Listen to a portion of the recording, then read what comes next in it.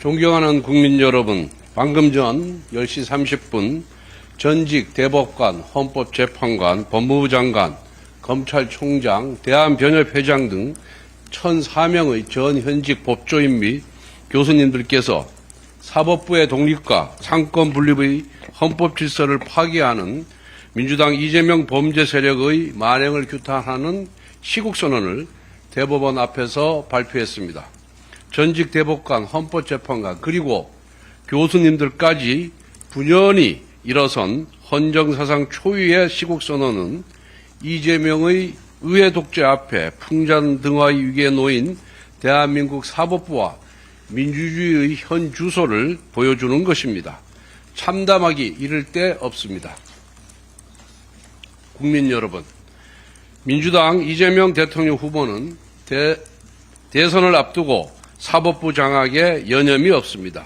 어제 민주당은 비법조인의 대법관 임명, 대법관 100명 증원 등 일부 논란의 입법을 처리하기로 했지만 대법관 30명 증원, 대법원장 특검법, 대통령 재판중지법, 허위사실 공표죄 폐지 등 대부분의 총통 독재 입법은 포기하지 않았습니다.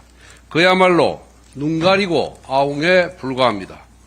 이재명 범죄 세력이 총통 독재 입법에 몰두하는 근본적인 원인은 바로 이재명 후보 그 자체에 있습니다. 이재명 후보는 대통령에 당선되더라도 본인의 재판을 무력화하지 않으면 대통령의 임기를 마칠 수 없기 때문입니다. 이재명 후보는 대법원에서 공직선거법 위반 사건에 대한 유죄 취지의 파기환송 판결을 받았습니다. 유죄 취지 파기환송은 곧 유죄 확정입니다. 1심 판결문의 논리가 대법원에서 모두 인정되었기 때문에 징역형 또는 최소한 벌금 100만 원 이상의 중형이 불가피합니다. 공직선거법 위반 사건은 쟁점이 매우 간단하기 때문에 아마 두세 달 안에 금방 결론이 날 가능성이 높습니다. 즉 이재명 후보가 대통령이 된다 하더라도 금방 유죄가 확정되어 대통령직을 박탈당하고 또다시 조기 대선을 치러야 하는 상황이 오게 됩니다. 게다가 이재명 후보는 위증교사죄 2심, 대장동, 백현동, 위례 신도시, 성남 FC 사건, 대북 불법 송금, 버카 유형 사건까지 재판이 진행 중입니다. 만약 이재명 후보가 대통령이 되어서 대통령이 되면 대통령직을 수행하면서 이 모든 재판을 받아야 합니다. 이재명 후보는 지금부터 본인의 유죄 판결을 막아낼 온갖 방법을 강구하고 있는 것입니다. 어떤 방법을 쓰더라도 임기 5년 동안 이 모든 재판을 억누르는 시도는 결국 대통령이 입법부를 통해 사법부를 억누르고 장악하는 총통 독재로 귀결될 수밖에 없습니다. 정상적인 민주주의가 작동한다면 이재명 후보는 절대로 임기를 마칠 수가 없습니다. 하지만 190석 의회 독재 권력을 장악한 이재명 후보는 대통령에 당선되면 반드시 헌정 질서를 뒤흔들어 본인의 생존을 도모할 것입니다. 우리 국민은 곧바로 물러날 대통령이냐, 사법부 파괴, 삼검 장악이냐, 조기 대선이냐, 아니면 총통 독재냐라는 끔찍한 기로에 서게 될 것입니다. 물론 이재명 범죄 세력의 반민주적인 총통 독재 시도는 강력한 국민적 저항에 부딪힐 것이고 결코 성공하지 못할 것입니다. 하지만 그에 수반되는 국가적 혼란과 사법적 불확실성은 우리 국민으로 하여금 막대한 사회적 비용을 치르게 할 것입니다. 존경하는 국민 여러분, 지난 3년간 이재명 후보는 의회 권력을 개인의 사법 리스크를 방어하는 방탄도구로 사용했습니다. 이제 이재명 후보가 대통령이 되면은 입법부뿐만 아니라 행정부까지 본인의 방탄도구로 사용하고 사법부마저 장악하려 들고자 할 것입니다. 이재명 의회 독재의 유일한 제어장치였던 대통령 제2요구권이 사라지면서 대한민국의 헌법 질서는 무너지고 극심한 혼란이 우리 사회를 뒤덮을 것입니다. 이 모든 국가적 혼란을 예방할 방법은 단 하나, 이재명 후보의 낙선입니다.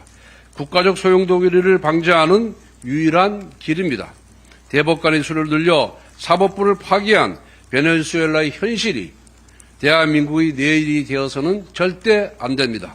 6월 3일 기호 2번 김문수 후보로 이재명 범죄 세력의 총통 독재를 막고 나라를 혼란에서 구해 주십시오. 감사합니다. 2025년 5월 27일 국민의힘 국회의원 일동.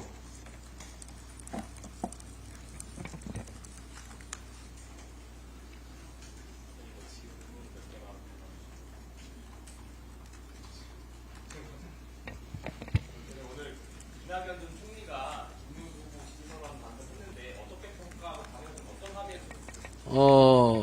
아마 이 전 총리가 김문수 후보를 지지한 것은 이재명 세력이 집권했을 경우에 대한민국의 미래가 어떻게 전개될 것인지, 대한민국의 민주주의가 파괴되고 헌정 질서가 정면으로 부정당하는 그런 상황을 이미 예견했기 때문에 이재명만은 절대 안 된다라는 심정으로 동참한 것으로 이해하고 있습니다. 오늘 오후에 비대위 소집해서 김문수 후보가 발표한 당정분리 당원안 개정안 처리한다고 하는 거 확인 가능합니까? 예, 이미 김문수 후보께서 대통령과 당이 수직적 관계가 아닌 수평적 관계를 유지해야 당내 민주주의가 성공할 수가 있고 또 대통령의 그런 권력 남용을 막을 수 있다는 차원에서 당정 분리를 이미 국민들 앞에서 약속을 했습니다. 지난 월요일 중앙선대위 회의에서 이 부분에 관해서 논의를 했고 참석자 전원이 그 당정 분리하는 당헌 개정안에 대해서 찬성을 했습니다. 그래서 오늘 오전에 우리 당헌 당규 정강정책 개정위원회에서 통과가 되었고 의원님들께는 서면으로 보고를 드렸고 만약 그 안건에 대해서 반대하거나 다른 의견이 있으면은 달라라고 의원님들께 공지를 한 상황입니다. 그래서 그 의원들의 의견이 들어오면은 오늘 오후에 비대위를 열어서 의결을 하고 그리고 상임정국위원회 정국위원회를 여는 그런 절차를 밟아서 확정할 계획이라는 말씀을 드립니다. 대표님, 예. 지금 그 한동훈 전 대표 측에서 그 윤석열 의원 선대위 항구에 반발을 하면서 선거운동 더 이상 안 하겠다 이런 얘기까지 하는데 좀 사전투표 앞두고 분열 양상이라는 평가가 있어가지고요. 어떻게 보시나요? 뭐 다 아시다시피 당이라는데 다양한 구성원이 존재를 하고 있고 또 지도부나 후보의 방침이나 전략에 대해서 다른 의견을 갖고 있는 의원들이 많이 있습니다. 하지만 대선 승리라는 목표를 향해서는 다른 의견이 있다 하더라도 내부적으로 소화를 하는 것이 적절하다 저는 그렇게 생각을 하고 있습니다. 약간의 생각의 차이, 의견의 차이가 있더라도 김문수 후보의 승리, 대선 승리를 위해서는 개인의 의견은 조금 묻어두고 대선 승리를 향해서 공동체 의식을 발휘해 주기를 기대할 뿐입니다.